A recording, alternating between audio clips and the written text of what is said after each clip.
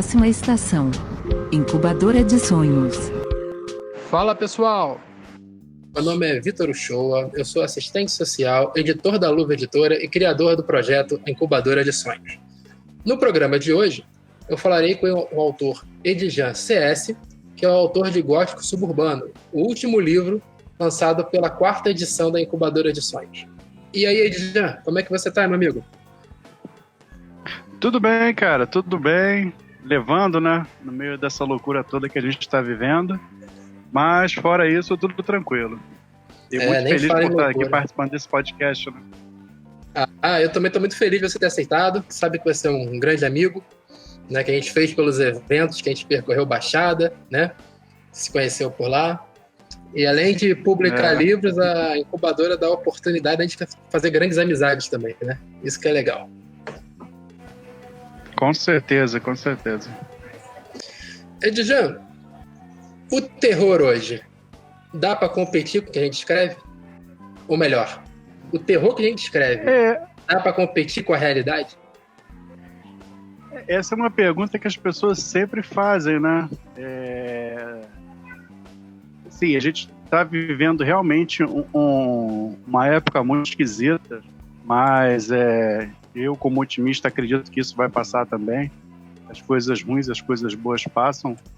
E essas histórias que a gente conta de terror, assustadoras, elas acabam sendo uma ferramenta até para passar por esses momentos difíceis, né? No começo da pandemia, eu lembro que assim, foi a época que eu mais ouvi, que eu mais li, e mais ouvi podcast falando sobre terror ou de histórias assustadoras, porque é uma forma da gente também sentir medo também, não só apreensão, não só ansiedade, mas eu acho que isso acaba sendo até terapêutico. E aí, de certa forma, as histórias de terror sempre vão sobrenatural, de monstros, fantasmas e coisas estranhas, elas sempre vão existir porque acabam sendo uma ferramenta pra gente viver nesse mundo louco, né? Entendi. O Gótico Suburbano é o primeiro livro de terror da Incubadora de Sonhos, né? E eu adoro brincar, além dele ser um sucesso de vendas, um sucesso nas críticas também, eu sempre gosto de brincar que o Gótico Suburbano é terror para todas as idades. E, além disso, eu brinco também que são doses homeopáticas de medo. Você concorda com isso? Sim. Quando eu escrevi, eu só estava pensando em contar histórias assustadoras, né? E aí, depois, quando eu fui recebendo os feedbacks, eu vi que até professores me procuraram. Isso, tipo, meses... isso foi no finalzinho de 2019. E aí, professores me procuraram interessados em apresentar o livro para os alunos no próximo ano. Só que, infelizmente, veio a pandemia. Mas eu realmente recebi um feedback de leitores de várias idades, não só adolescentes, adultos, pessoas com mais idade também. E eu achei isso fantástico, né? Porque eu só queria contar umas histórias assustadoras, ambientadas no subúrbio. Mas eu achei que por isso ele teria dificuldade de encontrar o público, ficaria uma coisa muito restrita ao Rio, mas meio que não. Ele foi encontrando os seus leitores aí no Rio de Janeiro e em outros lugares do Brasil. E achei isso fantástico. Sim, vende muito em São Paulo, né? É interessante isso também. Que teve uma questão aqui da incubadora, uma dificuldade que tivemos, que era definir os limites do subúrbio, né? Mas se você for parar para pensar, claro que tem as suas questões regionais e culturais, mas os subúrbios são parecidos aqui no Brasil, né? Então, você consegue falar essa linguagem nacional.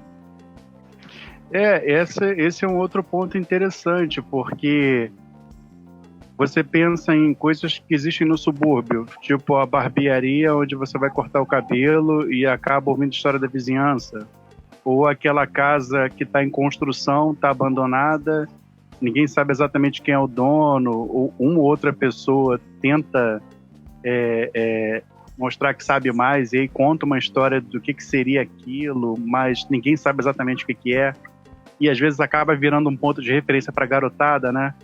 Sim. Da criançada que gosta de contar história. Uhum. Perfeito.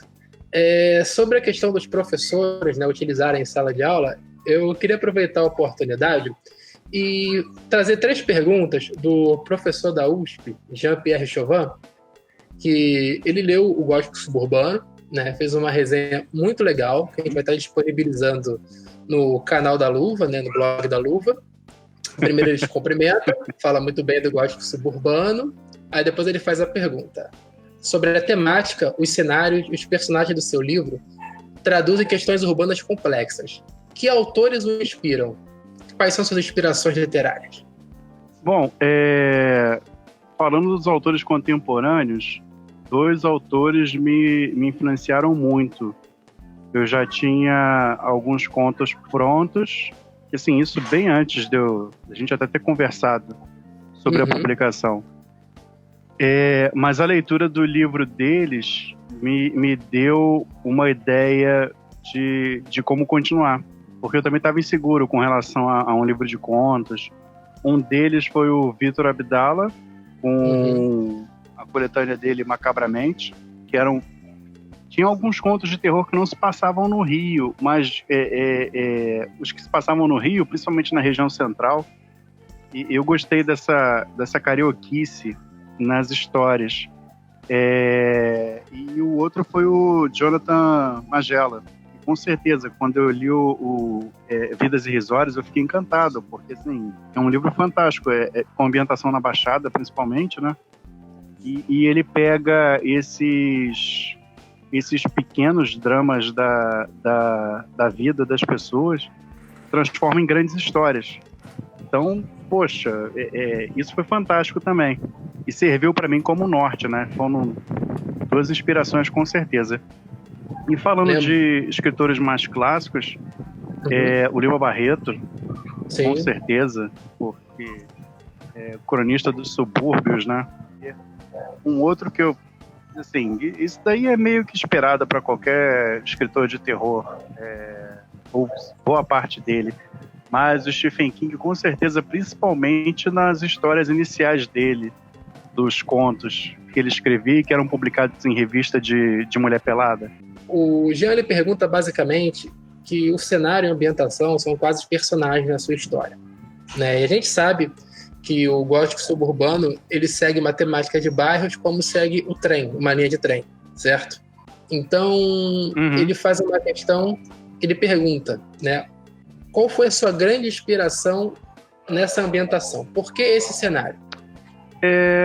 Desde que vai fazer 12 anos que eu tô morando aqui em Anchieta, né? O bairro do subúrbio do Rio de Janeiro. E é tipo, se você estiver saindo do Rio, ele é o último bairro. Se você estiver entrando da Baixada para cá, ele é o primeiro. Então é uma região bem fronteiriça.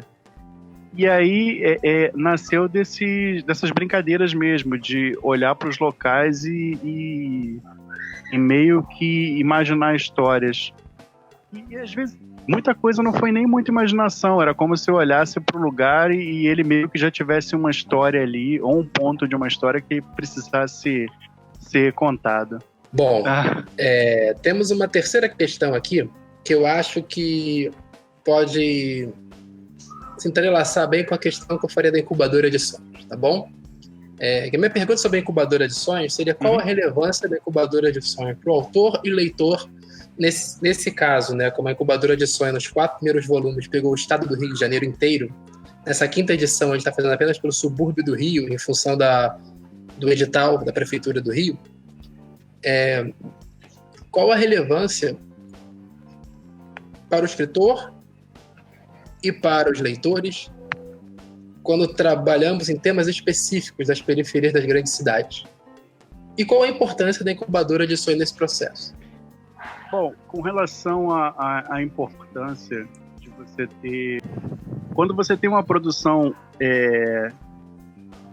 por escritores daqui e que fale daqui, você está evitando que uma pessoa de fora conte histórias daqui e crie no imaginário das pessoas coisas que, tipo, que são viagem, que não existem no subúrbio, por exemplo. Então é importante, eu acho que é importante esse tipo de representatividade, porque evita que as pessoas absorvam conceitos que não tem nada a ver com o que acontece aqui. Eu acho isso importantíssimo. Não só para ter isso na literatura, mas para os leitores também. Se você pega um livro que está escrito, Fuga de Madureira, e aí foi escrita por um cara que nunca pisou em Madureira. Quando você tem uma pessoa de dentro contando exatamente o que é, você vai além. Você não fica só no estereótipo. E eu acho que isso é importante para a literatura. Não é só... Nada impede que uma pessoa imagine como é determinado local. Mas você tem que ter o contraponto também. Você não pode só viver de pessoas que imaginam aquele local e escrevem sobre ele. Por isso que eu acho que a importância da incubadora de sonho nesse sentido. Porque ela está abrindo um espaço onde não tem. É você ter esses escritores locais contando as histórias dos locais que eles conhecem, que eles frequentam. É uma oportunidade fantástica. Isso é uma questão, então, de legitimidade e representatividade. Não é isso? A gente representar o subúrbio da forma como ele é, feito por pessoas que, de fato, residem no subúrbio. E não colocando palavras na sua boca, mas eu acho que talvez seja uma questão também da gente representar o subúrbio como o subúrbio, de fato, é um local. Nada exótico. Né? Não trabalhar com exótico, como se estivesse vendendo algo diferente para certos apreciadores, né? Essa é outra questão também, porque você não pode pegar determinadas histórias só porque elas acabam mostrando isso, porque é isso que as pessoas imaginam, então é isso que as pessoas querem ler sobre o local. Não é uma questão de você fazer literatura para atender uma expectativa do que as pessoas esperam que elas vão encontrar. É você contar histórias mostrando o que realmente acontece, o que realmente é. E para encerrar, meu amigo, quais são as suas expectativas para esse novo concurso da Incubadora de Sonhos? Teremos 4 categorias, será um concurso muito mais amplo agora, né? Trabalharemos com temas como texto poético e literatura, né, infantil, né, com livro infantil ilustrado. Qual é a sua expectativa para o resultado desse projeto? Olha, eu tô doido para saber quem vão ser os ganhadores, porque eu sei que tem muita gente boa escrevendo pelo Rio de Janeiro, pelo Brasil todo, né? Mas pelo Rio de Janeiro a gente conhece alguns escritores que fazem um trabalho bom, mas que acabam não tendo oportunidade. E eu estou muito curioso para saber o resultado de todas as categorias, porque eu estou achando que a gente vai conseguir fortalecer até mesmo essa questão de quem são os escritores do subúrbio. Quem é que está produzindo literatura na Zona Norte, na Zona Oeste? Formar esse grupo é legal. A gente já tem outros escritores no subúrbio, mas a gente tem que criar mais, e mais, e mais, e mais. A gente tem que ter bastante gente contando as histórias daqui. A oportunidade de sonhar, de fato, né? Meu amigo, mas você gostaria de encerrar? Qual seria a sua conclusão, seu encerramento aqui no nosso material, nosso podcast? Bom, mais uma vez agradecer pela oportunidade de estar aqui e vamos fortalecer esse coro de vozes aí de escritores do subúrbio. Muito obrigado e estaremos juntos conversando bastante sobre a Incubadora de Sonhos aí. Valeu! Valeu, obrigado! Próxima estação: Incubadora de Sonhos.